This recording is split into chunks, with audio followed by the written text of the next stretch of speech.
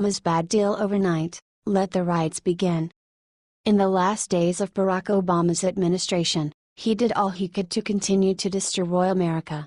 The list of disgusting things Obama did before Donald Trump was inaugurated truly turned conservative America's stomach. However, there is one deal that Obama struck that may not see the light of day, and it could not happen at a better time. Over the last several months there has been an increase in terrorist activity from refugees around the world. Countries such as England, Sweden, and Germany have been regularly attacked by Islamic extremists, and there appears to be no end in sight.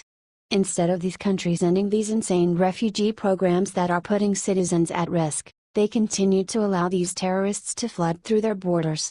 America was facing the same dilemma under the Obama administration, as he did all he could to destroy America with sick policies. In Obama's last days of his presidency, he went into hyperdrive pushing one bad deal after another. Obama not only practically emptied terrorists out of Guantanamo Bay, but he also was busted giving $418 million of weapons to Kenya. Another one of those bad deals Obama made in his last days of office was when he decided to fast-track thousands of rejected elite refugees into America. The covert deal was hammered out by then Secretary of State, John Kerry, who did his best to try and bring these refugees to America ahead of schedule. Can you guess where all these refugees hailed from? You guessed it, terrorist hotbeds such as Iran, Somalia, Iraq, Afghanistan, and Sudan. Refugees in Australia protesting. Now, President Trump seems to be pumping the brakes on this insane deal, and you can be sure the left will lose their minds. Here is more from Reuters. U.S. officials interviewing refugees held in an Australian-run offshore detention center left the facility abruptly, 3 detainees told Reuters on Saturday, throwing further doubt over a plan to resettle many of the detainees in America.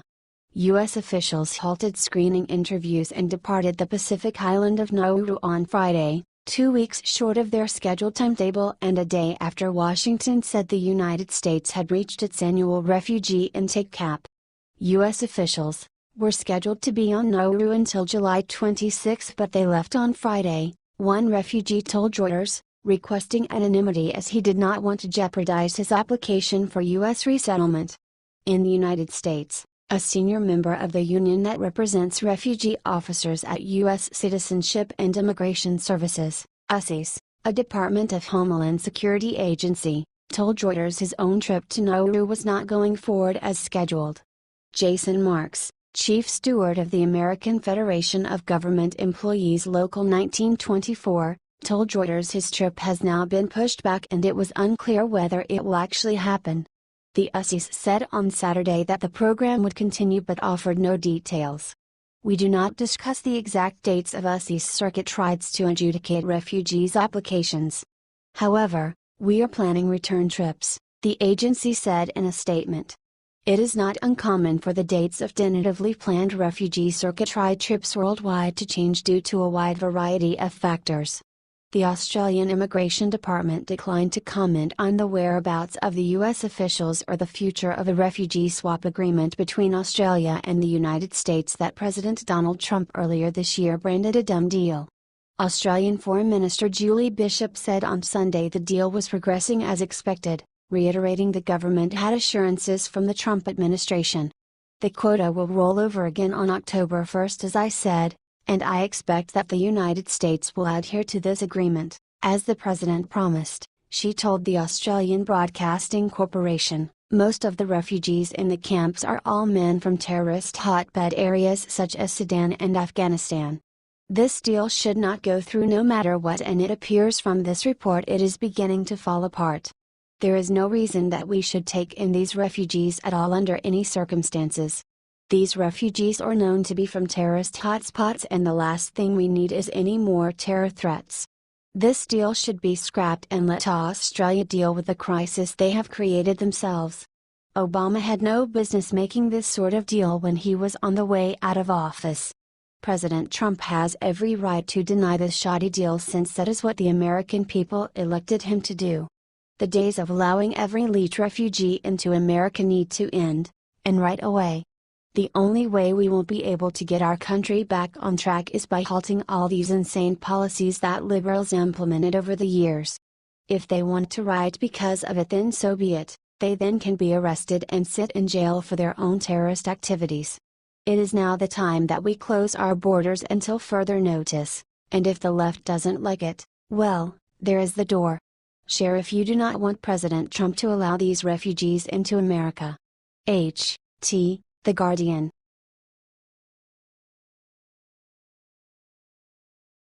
Watch The View hosts cross the line, set to be cancelled after bad words to Donald and Melania on live TV. Good Lord, listening to these over-the-hill D-list busybodies on The View attempting to figure out President Trump's lifestyle is akin to those unattractive and overweight girls spreading rumors about the most popular couple in high school.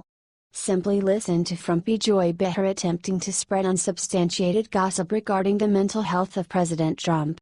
And then pivots to a subject that perhaps she only wishes she could still enjoy sex and what our Commander-in-Chief and the First Lady are up to, between the sheets. Like peeping Toms peering into the window of that popular high school couple, Joyless Behar continues attempting to explain the president's sex life with the First Lady suggesting something bizarre. He's losing it, Behar said, and we'll all see soon, it's going to all be over. You're not being funny about that, you actually do think he's losing it, Jedidiah Bila asked. I think he's losing it, Behar agreed. I think he has short-term memory loss, I think he maybe has a touch of dementia maybe, I don't know. Something's wrong with him. Something's wrong, I don't know what it is. The distasteful gossip and innuendo continued with Bila suggesting, it could be the sleep and also, that he didn't realize this job was going to be what it was. With. I always say that he didn't want this job. He didn't want this job. Now sounding more and more like a soothsayer, Bila proclaims, he wanted the fame. He wanted the fame that came with it, he thought it would boost his popularity, but he was not prepared for this. At which point sexually deprived Behar went back to her favorite topic, it's also possible that Melania is living in New York most of the time, Behar speculated. And he's in Mar-a-Lago, and you know sometimes sex puts you to sleep. He ain't getting any of that. And thus another thought-provoking segment of The View has come to an end, and now it's time to take out the trash. Please share this on Facebook if you think it's time to cancel The View.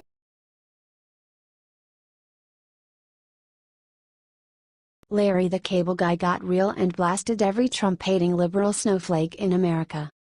Despite all of his impressive accomplishments so far, President Trump is still being asked to prove himself over and over again. His supporters are patting themselves on the back, but his critics are looking for even the slightest hint that he might fail. Forget the fact that the president failing is bad for the whole country, they'd cut off their own noses to spite their face.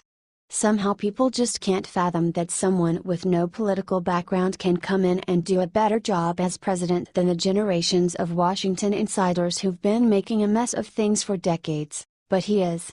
Yes, there are always going to be dissenters who want him to fail on principle, but even they will reap the benefits of a safer country and better economy. That's kinda how it works, the rain falls equally on the just and the unjust in this country. When asked what he thought about President Trump, Daniel Lawrence Whitney, also known as Larry the Cable Guy, touched on some of the reasons that he thinks Donald Trump will succeed as President of the United States. There are a number of unconventional things about our current POTUS, but if we look at it objectively, we have to admit that the man likes to win. I mean, he really likes to win. If anybody had any doubt that he would do what was best for the country just because he thought it was the right thing to do, that drive to succeed should patch up any holes in his resolve. Here are a few of the stats about how the general public thinks that President Trump is doing in office. Via New York Post, approximately 57% of voters say that Trump is doing about as well as they expected. Meanwhile, his approval ratings far outclass those of Congress, which has just a 29% approval rating. That's a nonpartisan statistic. And 31% approve of Democrats in Congress, while 32% approve of Republicans in Congress. The most unpopular figure in American politics remains House Minority Leader Nancy Pelosi, D. California, with 19% who feel positively about her in any way against 44% who feel negatively about her. The Democratic Party's negatives double up the Republican Party's. 52% say that Trump's chaotic style is unique to this administration and suggests real problems. But the American people largely agree with Trump's agenda. 86% say that a small group in our nation's capital has reaped the rewards of government while the people have borne the cost. 53% say that the news media and other elites are exaggerating the problems with the Trump administration because they are uncomfortable and threatened with the kind of change that Trump represents. This reflects what many of us heard during the election about why people planned to vote for Trump. They wanted someone who would look out for the little man. American politics were dangerously close to becoming locked up by a ruling class, and that desperately needed to be busted apart before it was too far gone. Those who hold political office are supposed to represent and stand up for the people, not use them to execute their own agenda, and the latter was happening more and more. So will President Trump do well? I guess time alone will tell, but he seems to be off to a pretty good start.